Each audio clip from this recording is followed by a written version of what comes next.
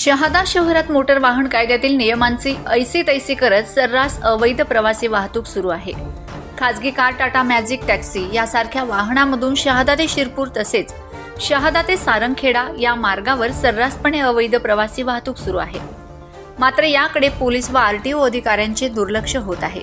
शहादा ते शिरपूर या मार्गावर वाढते अपघात लक्षात घेता टाटा मॅजिक व महिंद्रा कंपनीची टॅक्सी यावर वाहतूक पोलीस आणि आरटीओने डोळेझाक केलेले आहेत। मात्र शहादा ते शिरपूर या मार्गावर धावणाऱ्या अवैध प्रवासी वाहतूकदार नियमांचे अजिबात पालन करत नाही। शहाद्यात स्वतःला एका पत्रकार संघाचा अध्यक्ष म्हणून मिरवणारा हा अवैध प्रवासी वाहतूक करीत आहे। मात्र वाहतूक पोलीस व आरटीओ या भामट्या पत्रकाराला का घाबरतात असा प्रश्न निर्माण होतोय। हा भामट्या पत्रकार शहाद्यात अवैध प्रवासी वाहतूक करीत आहे, मात्र संबंधित विभागाला एकही रुपयाचा हप्ता देत नाही।